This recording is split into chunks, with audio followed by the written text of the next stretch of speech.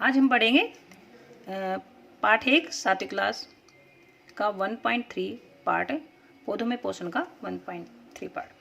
ये है पादपों में पोषण की अन्य विधियाँ। पहले हमने पढ़ा था कि पौधे अपना खाना खुद बनाते हैं, लेकिन कुछ पौधे ऐसे हैं जिनमें क्लोरोफिल नहीं पाया जाता।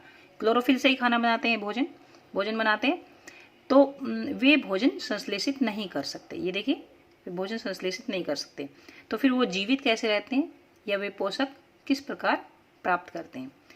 ये मनुष्य और अन्य प्राणियों की तरह ये पौधे भी अपने पोषण के लिए अन्य पादपों द्वारा निर्मित खाद्य पदार्थ पर निर्भर होते हैं।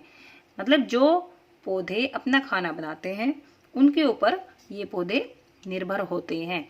तो ये प्रणाली कहलाती है विषमपोषी प्रणाली। तो ये विषमपोषी प्रणाली का उपयोग करते हैं। इसमें चित्र 1.5 को ध्यान से देखिए। 1.5 ये है, इसमें देखो ये एक बड़ा बड़ा पेड़ है, इसके ऊपर ये कुछ देखो, ये है कुछ इसके ऊपर गिरा हुआ है। ये अमरबेल है। अमरबेल देखी होगी, पीले कलर की होती है, पतली पतली रस्सी जैसी। तो ये है, देखो क्या आपको एक वृक्ष के तने या शाखाओं से लिपटी पीले रंग की संरचना दिखाई देती है? ये अमरबेल का पादप है, लिखा रखा है ये अमरबेल का पादप। ठीक है, अमरबेल का पादप है ये। तो ये है, ये इस पर निर्भर क्यों? क्योंकि इसमें क्लोरोफिल नहीं होता। ये इसमें क्योंकि क्लोरोफिल नहीं होता है, तो इसलिए अपना खाना नहीं बना पाती। ठीक है, तो ये है, ये जैसे इसमें क्लोरोफिल नहीं होता, इम्पोर्टेंट है। ये अपना भोजन उस पादप से प्राप्त करते हैं जिस पर ये आरोहित रहते हैं। आरोहित मतलब उसके ऊपर गिरे होते हैं दूसरे पौधे पर।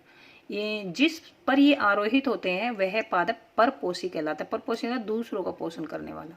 ठीक है, तो जिस पर ये आरोहित होते हैं वह पौधा क्या कहलाता है? परपोषी। परपोषी मतलब दूसरों का पोषण करने वाला। क्योंकि अमरबेल जैसे पादप परपोषी को अमूल्य पोषकों से वंचित करते हैं, लेकिन ये जो अमरबेल है ये क्या करते हैं? सारा उसका खाना खा जाते हैं। तो ये अमरबेल जैसे पादप परपोषी को अमूल्य पोषकों से वंचित करते हैं, तो इन्हें कहते हैं परजीवी। दोनों में डिफरेंस देखिए। जो दूसरों को पोषण करते हैं, जिस पर पौधे आरोहित होते हैं, वो परपोषी कहलाते हैं, और जो पौधे दूसरे पौधों पर आरोहित होते हैं जैसे अमरबेल, ये होते हैं परजीवी। ठीक है, तो ये है क्या हम एवं अन्य जंतु भी एक प्रकार के परजीवी हैं। तो हाँ, हम भी तो दूसरों पर निर्भर रहते हैं। ठीक है, तो ये है। देखो, आपको इस पर विचार करना चाहिए। अध्यापक से चर्चा कीजिए। पहली जानना चाहती है, क्या हमारा रक्त चूसने वाले मच्छर, खटमल, जोंक जैसे जीव भी परजीवी हैं? तो ये आगे देखते हैं, इनमें आंसर मिलेगा। क्या आपने ऐसे पौधों को देखा है या उनके बारे में सुना है जो जंतुओं का भक्षण करते हैं? जंतुओं का भक्षण करते हैं मतलब जंतुओं को खाते हैं। कुछ पौधे ऐसे भी होते हैं जो कीड़ों को पकड़ते हैं या उन्हें पचा जाते हैं। क्या ये विस्मयकारी नहीं है? ये क्या अचंभे वाली बात नहीं है कि कुछ पौधे कैसे होते हैं जो कीटों को खाते हैं और उनको पचा जाते हैं? ठीक है, ऐसे पौधे हरे या अन्य किसी रंग के हो सकते हैं। किसी भी रंग के हो सकते हैं ये पौधे।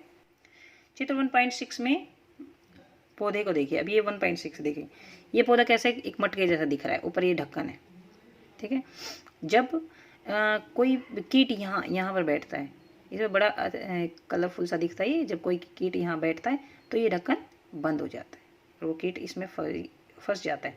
तो इसलिए इसको, ये घड़े का आकार है इसलिए इसको बोलते हैं, घड़े का आकार का इसलिए बोलते हैं घटपर्णी, मतलब पिक्चर प्लांट बोलते हैं इंग्लिश में। घटपर्णी घड़े जैसा होता है ये। घड़े एवं ढक्कन जैसी संरचना होती है। तो देखिए, पत्ते का शीर्ष भाग घड़े का ढक्कन बनता है और घड़े के अंदर अनेक रोम होते हैं जो नीचे की ओर ढल के रहते हैं अथवा अधोमुखी रहते हैं। जो रोम है नीचे की तरफ होते हैं, नीचे की तरफ इनका मुंह रहता है। जो कीड़ा इसके ऊपर बैठता है वो नीचे की तरफ फिसल जाता है। जब कोई कीट घड़े में प्रवेश करता है तो यह उसके रोमों के बीच में फंस जाता है। ठीक है, घड़े में उपस्थित पाचक रस द्वारा कीटों का पाचन हो जाता है। कीटों का भक्षण करने वाले ऐसे पादप कीटभक्षी पादप कहलाते हैं। जो पौधे कीटों को खाते हैं उन्हें क्या बोलते हैं? कीटभक्षी पादप। ठीक है, कीटभक्षी पादप कहलाते हैं। इसी तरह से वीनस फ्लाई ट्रैप या संडयू, ये भी कीट भक्षी पौधे होते हैं। ये जो है ये भी पिक्चर प्लांट की तरह कीट भक्षी पौधे हैं। ये भी एक फ्लाई की तरह होती है। इसमें जैसे तितली की तरह 2 पंख होते हैं, उसके बीच में अगर कोई कीड़ा बैठ जाए तो ये भी बंद हो जाता है। ठीक है, इस तरह ये भी कीट भक्षी पौधा हो। अब वो जो भ्रमित है, यदि घटपर्णी हरा होता और प्रकाश संश्लेषण संपादित करता तो यह कीटों का भक्षण क्यों करता? सही बात है, अगर ये इसमें प्रकाश संश्लेषण होता, ये भी कीड़ों को क्यों खाता? ये खाना खुद बना सकता था। क्या संभव है कि इस प्रकार के पौधों को मृदा से वे सभी पोषक नहीं मिल पाते हैं जिनकी उन्हें आवश्यकता है? तो ये इनको सभी पोषक नहीं मिल पाएंगे, क्लोरोफिल के बिना खाना नहीं बना पाएंगे। तो ये है मृत जीवी। अब 1.4 में मृत जीवी। मृत जीवी आपने मशरूम देखा होगा। मशरूम खाया भी जाता है, इनकी खेती भी बनती है, खेती भी होती है और ये खाया भी जाता है। तो वर्षा के दिनों में वृक्षों की सड़ी गली टूटी टहनियाँ या तनों या छाल पर छाते के समान संरचनाओं के गुच्छे भी आपने देखे होंगे। आइए देखिए, जीवन यापन हेतु इन्हें किस प्रकार के पोषकों की आवश्यकता होती है और वे उन्हें कहाँ से प्राप्त होते हैं। अब जो ये मशरूम है, इसको ये कैसे उगता है, इनको पोषक तत्व तो कहाँ से मिलते हैं, ये देखते हैं। वो जो जानना चाहता है कि ये जीव अपना भोजन किस प्रकार प्राप्त करते हैं। इन्हें प्राणियों के समान मुख नहीं होता, ये हरे पादपों के समान भी नहीं होते, जो ये है मशरूम टाइप का। इनमें क्लोरोफिल भी नहीं होता, अतः ये प्रकाश संश्लेषण द्वारा भोजन का संश्लेषण नहीं कर सकते। ठीक है, इसके बाद ये है, देखो ये है ये मशरूम का पैकेट है। ये पैकेट में मिलते हैं बाजार में। ये गली सड़ी चीज़ों पे उग जाते हैं, छतरी की तरह। अब ये क्रियाकलाप 1.2, इसमें क्या है, ब्रेड का एक टुकड़ा लेकर इसे जल में भिगो लें। इसे किसी नम या उष्ण स्थान पर रखते हैं, नमी होती जहाँ पर, वहाँ पर 2-3 दिन के लिए रख देते हैं। तो उसमें रोए जैसी आकार की संरचनाएं आ जाती है। ये रोए जैसी, ये हमारे लंच बॉक्स को अगर घर पे जाके बैग से ना निकालें और अगले दिन निकालते तो उसमें भी ऐसी रोए जैसी संरचना हो जाती है। ये धब्बे किस रंग के होते हैं? किसी आवर्धक लेंस या सूक्ष्मदर्शी की सहायता से इन्हें देखिए। अपने परीक्षणों को नोटबुक में भी लिखिए। बहुत संभव है कि आपको रुई के धागों के समान ये रुई के जैसी संरचना दिखती है, सफ़ेद सफ़ेद सा रुई के जैसा दिखता है। ठीक है, तो ये जीव क्या बोलते हैं, इन जीवों को कवक होते हैं। ये कवक, वो जो होती है फफूंदी, कवक या फंजाई कहलाते हैं। इनकी पोषण प्रणाली अथवा पोषण विधि भिन्न प्रकार की होती है। मतलब ये पौधों से ये जो है पोषण प्रणाली इनकी थोड़ी अलग तरह की होती है। ये कैसी होती है? ये मृत एवं विघटनकारी सड़ने वाली वस्तुओं की सतह पर कुछ पाचक रसों का स्राव करते हैं। ये क्या करते हैं?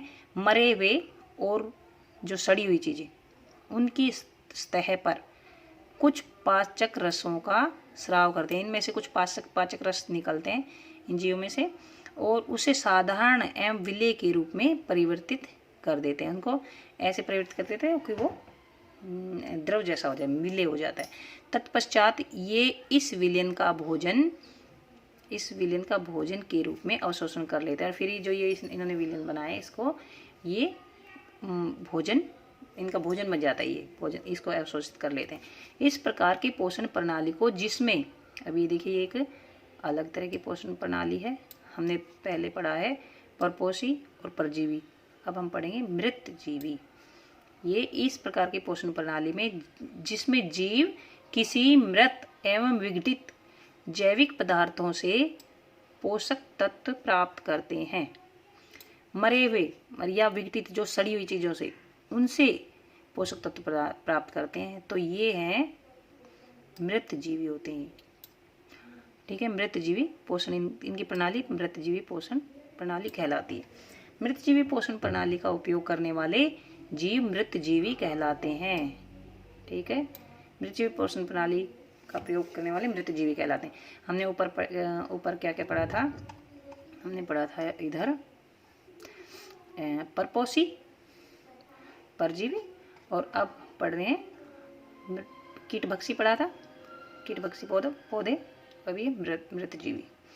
इसके बाद अब है कवक, आचार, चमड़े कपड़े या अन्य पदार्थों पर उगते हैं। कहाँ कहाँ उगते हैं? अचार, चमड़े, कपड़े। ये उन स्थानों पर भी उगते हैं जो नम और उष्ण हो, नमी होती है जहाँ जहाँ गीला गीला सा सीलन सी ज़्यादा रहती है, वहाँ पर भी ये उगते हैं, नमी और उष्ण जगह। कवकों की वृद्धि के लिए वर्षा ऋतु सबसे अच्छी परिस्थिति प्राप्त करती है, परिस्थितियाँ प्रदान करती है। सबको पता है कि जो फफूंदी या गली या जो वस्तुएं गलती सड़ती हैं, ये सभी वर्षा ऋतु में ज़्यादा होती हैं। तो इसमें वर्षा ऋतु में ही कवक सबसे ज़्यादा लगती हैं। इसी कारण वर्षा ऋतु के दौरान अन्य अनेक वस्तुएं कवकों की वृद्धि के कारण नष्ट और अनुपयोगी हो जाती हैं। ठीक है। पहेली को याद है कि उसके सुंदर जूते जो विशेष अवसर पर पहनती थी उसके रखे रहते थे, तो वर्षा ऋतु में उसमें फफूंदी या कवक लग गया था, कवक के कारण वो खराब हो गए थे। मैं जानना चाहती कि वर्षा ऋतु में कवक अचानक कैसे प्रकट हो जाते हैं। ठीक है, तो ये नमी के कारण कवक ज़्यादा उत्पन्न होते हैं। अब सामान्यतः कवकों के बीजाणु वायु में उपस्थित होते हैं। ये इसका आंसर ढूंढते हैं हम। कवकों के बीजाणु वायु में उपस्थित होते हैं जब वे किसी ऐसे जैव पदार्थ या उत्पाद पर बैठते हैं जो नम और उष्ण हो, तो वे अंकुरित होकर नए कवक को जन्म देते हैं। ठीक है, तो इस प्रकार ये वर्षा ऋतु में बढ़ते हैं, क्योंकि ये नमी जो है वर्षा ऋतु में ज़्यादा होती है, तो वह अंकुरित होकर नए कवक बन जाते हैं।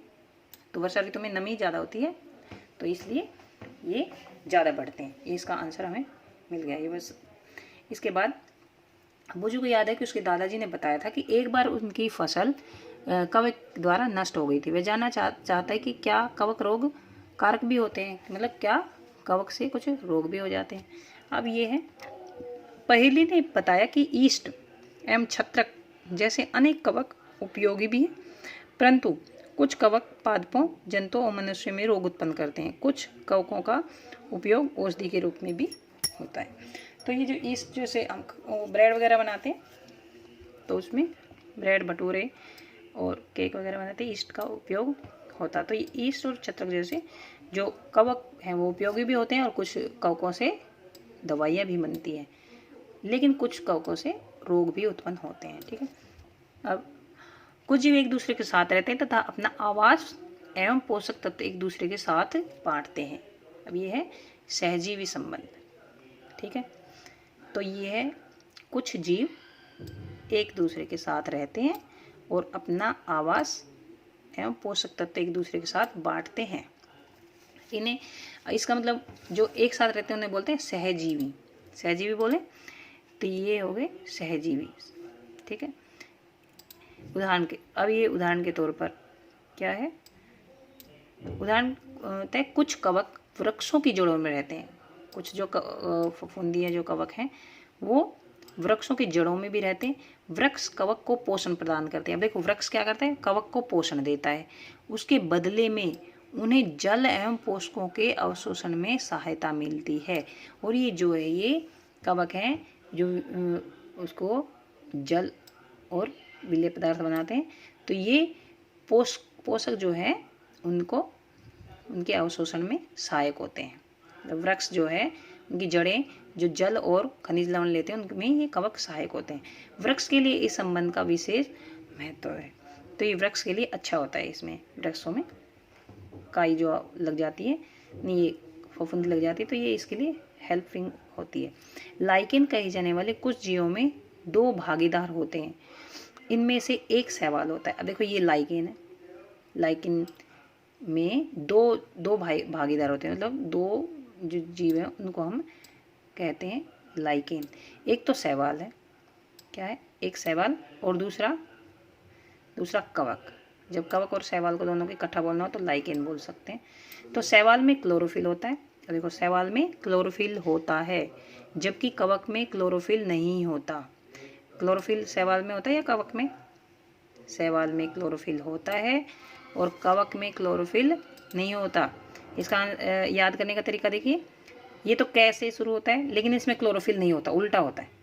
और ये सै से शुरू होता है, इसमें क्लोरोफिल होता है। ठीक है, कवक में क्लोरोफिल नहीं होता, शैवाल में क्लोरोफिल होता है। तो कवक शैवाल को रहने का स्थान, जल और पोषक तत्व उपलब्ध कराता है। ये खाना तो नहीं बना सकता, जैसे पत्तियां खाना बना लेती थी, तो जो जड़ें हैं वो जल पोषक तत्व प्रदान करते थे और पेड़ को बांधे रखती थी। उसी तरह से जो कवक है उनमें क्लोरोफिल नहीं होता, तो ये क्या करते हैं, कवक क्या करती हैं, उसको शैवाल को रहने के लिए स्थान और जल और पोषक तत्व उपलब्ध कराता है, तथा बदले में शैवाल क्या करता है, शैवाल प्रकाश संश्लेषण द्वारा संश्लेषित खाद्य कवक को देता है। जो खाना शैवाल प्रकाश संश्लेषण होता है तो ये खाना बनाता है, तो वो उसको कवक को खाना दे देता है। तो ये दोनों हो गए सहजीवी। ठीक है, तो ये सहजीवी, एक तो हमने पढ़ा था वृक्ष और कवक का सहजीवी संबंध हो गया, दूसरा हो गया लाइकेन का, मतलब शैवाल और कवक का। ठीक है, तो ये आज हम यहीं तक पढ़ेंगे। अगला जो टॉपिक है 1.5 जो है, मृदा के पोषकों की पुनःपूर्ति किस प्रकार होती है, तो ये हम अगली वीडियो में पढ़ेंगे। ठीक है।